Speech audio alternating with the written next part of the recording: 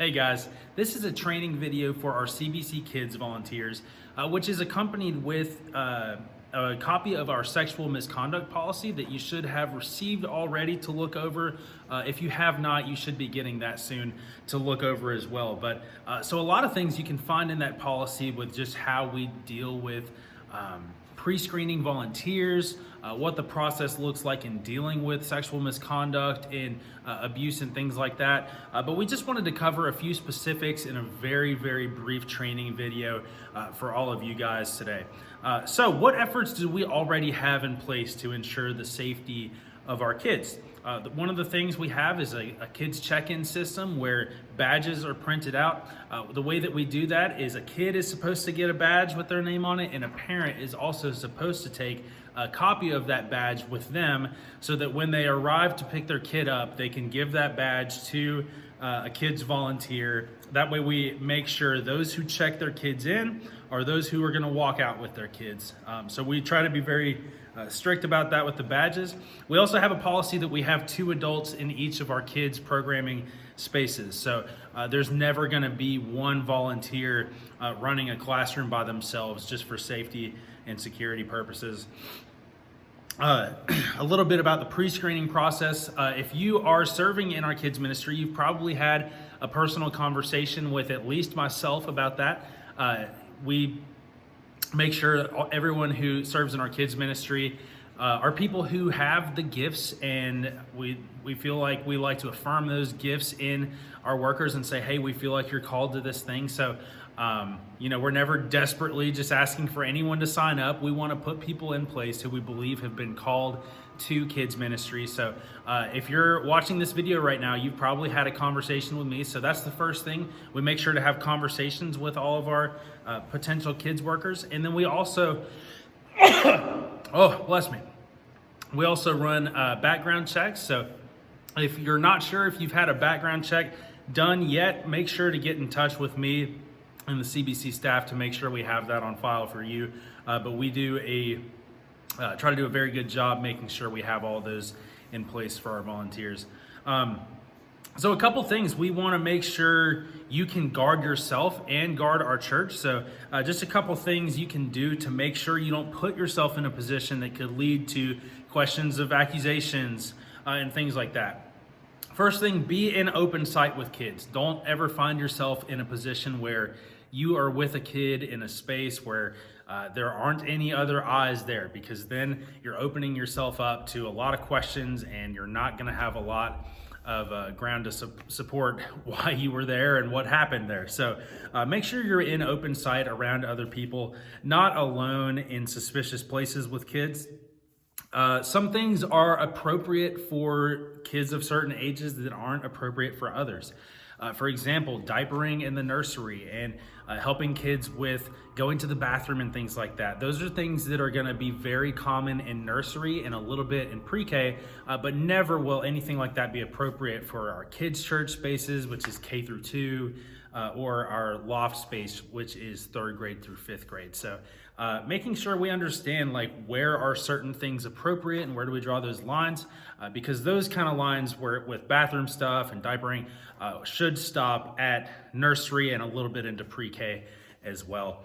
So make sure you are paying attention to things like that. Just be cautious and above reproach. Don't allow yourself, like I said before, to put yourself in a situation where questions could be asked. Another big thing is to make sure some kids like to hug, and we love that we have volunteers in our kids spaces that the kids love and that the kids trust. So I know, every now and then I can think of a couple kids right now who they get excited when they see me or my wife or some other kids workers and they want to run up and give a hug. Be very cautious with making sure you don't hug too long. Make sure those hugs are more brief than long, and also in a lot of cases pivot to a side hug if you can, or some kids may run up and I'll kind of throw my hands out to give them a high five, or kind of pivot to a brief side hug, pat them on the back, things like that. We want to make sure we're never in a long drawn out full front hug with kids, just where questions could be asked and it could be inappropriate. Along with that, with even a side hug, there's a little bit of touch and contact there. Let's make sure there's never any kind of rubbing or massaging or anything inappropriate like that. Another thing to make sure is that we are not allowing ourselves to feel like we need to be in a disciplinary position to make contact with any kids. If a kid is driving you crazy and maybe you're having a rough time with them, it is never, ever, ever the right thing to put your hands on a kid in a disciplinary way. That is for parents and up to their discretion for themselves. That is never, ever something that we should be doing here in our kids ministry. So make sure we deal with things with words and with conversations, and that we're never putting our hands on kids in any way like that.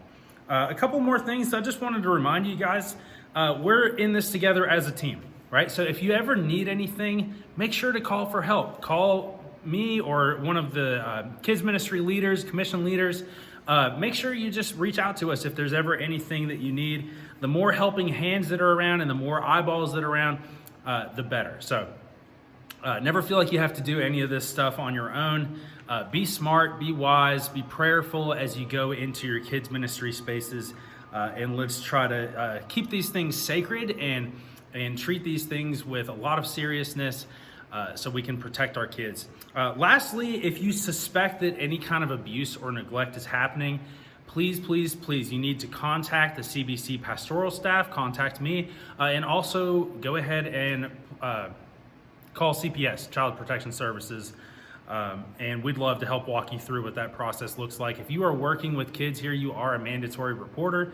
You need to report those things. So a couple things that you could be looking for, because we might deal with kids who are wrestling with sexual abuse at home, verbal abuse, physical abuse, all kinds of different abuse and neglect.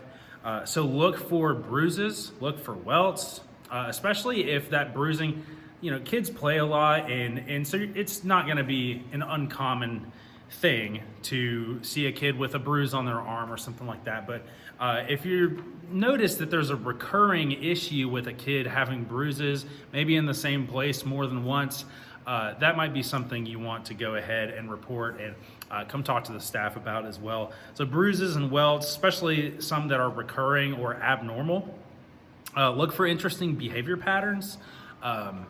The way that kids react to abuse in their lives can differ. Sometimes it makes kids act below their age, and sometimes it makes them act above their age. It could make them be more defiant, or even really, really passive and quiet and reserved. So the behaviors for kids who are abused can vary all over the place, but just keep an eye on those things so we can make sure we're helping to keep these kids safe. And don't talk yourself out of a report.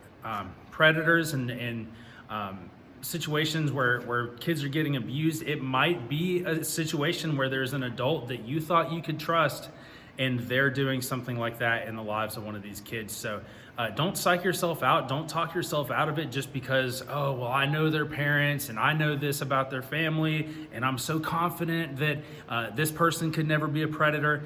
If you see something, you need to say something. So don't psych yourself out. Don't talk yourself out of a report because you don't want to believe something about somebody. Now, obviously, we hope that that's never the case of somebody, but we need to do our due diligence and make sure that we're protecting the kids above everything else. So keep these things in mind. Thank you for watching this very, very brief training video. Like I said, this is meant to be accompanied with the sexual misconduct policy.